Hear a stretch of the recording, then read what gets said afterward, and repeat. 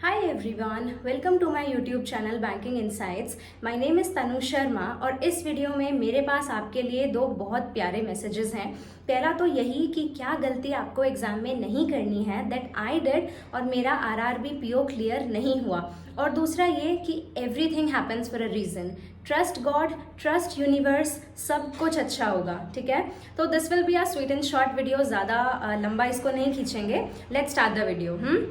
Last year on 6 August 2023 मेरा RRB PO prelims का exam था, साल का पहला exam, and I was very very nervous. On 5 August I was constantly thinking about the exam कि पहला एग्जाम है, कैसा होगा, लेवल क्या होगा एंड ऑल। और इस वाले एग्जाम से पहले आरआरबी पीओ प्री के अप्रॉक्स 70 to 75 मॉक्स में ऑलरेडी लगा चुकी थी।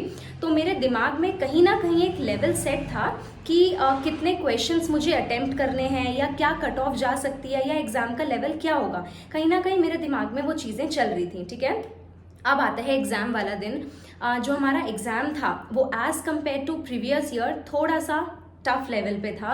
अब जैसे ही एग्जाम स्टार्ट हुआ, मैं हमेशा से रीजनिंग अटेम्प्ट करती हूँ पहले। ठीक है, तो मैंने अपना मिसलिनियस पोर्शन खत्म किया, मैं पजल्स पे आई और पजल मुझसे एक नहीं बनी। अब जैसे ही मुझसे एक पजल नहीं बनी, मैं बहुत ज़्यादा पैनिक कर गई, लाइक बहुत ज़्यादा। अब उसके बाद ना मुझसे पजल सॉल्व हुई ना मैथ सॉल्व हुई। उसके बाद ऊपर से क्या हुआ, मेरी कंप्यूटर स्क्रीन एकदम से लैग करने लगी और पूरी स्क्रीन ब्लैक हो गई।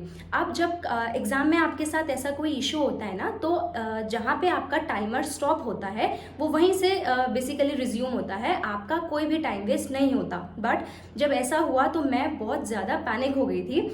और जब एग्जाम में फिर लास्ट में 5 मिनट बचे थे, I was literally crying in exam hall. मतलब वो चीख चीख के नहीं रो रही थी, बट आंसू आ रहे थे पूरे, आई वॉज लिटरली क्राइंग, है ना।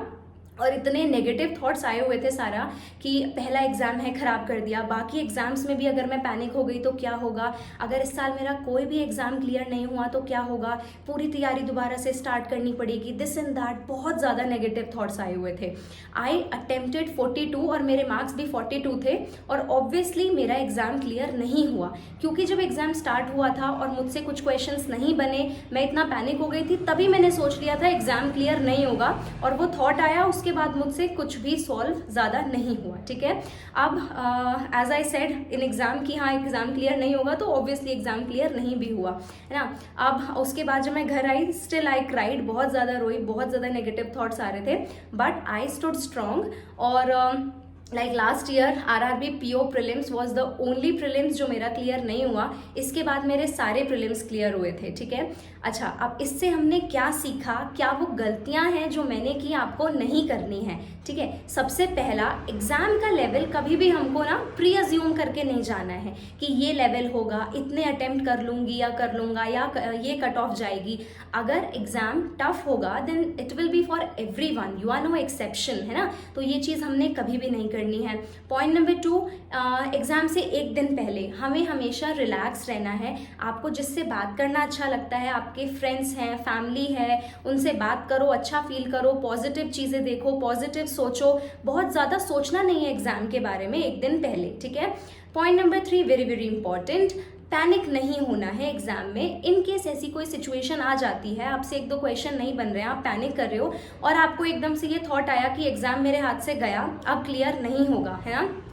उस टाइम पे कुछ नहीं करना, just close your eyes, take a deep breath, और सिर्फ एक थॉट दिमाग में लेकर आना है। अगर आप अभी एग्जाम सॉल्व करना छोड़ दोगे देन 100% आपका पेपर क्लियर नहीं होगा, बट अगर आप उसको कंटिन्यू रखोगे then there are fair chances of selection. ठीक है, तो ये कुछ गलतियां जो मैंने की आपको बिल्कुल भी नहीं करनी है। ठीक है, अच्छा, अब स्टार्टिंग में व्हाई डिड आई से कि everything happens for a reason. अगर मेरा आरआरबी पीओ क्लियर हो गया होता तो आरआरबी पीओ की जो ज्वाइनिंग थी वो मार्च 2024 में हो गई थी। अब मैंने वो, अगर मेरा क्लियर हो गया होता तो मैंने ज्वाइन कर लिया होता डेफिनेटली, है ना।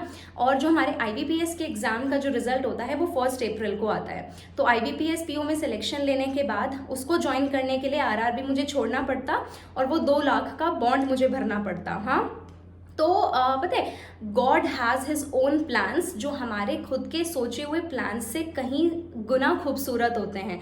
तो trust the process, all the very best for your preparation. This is all about the video.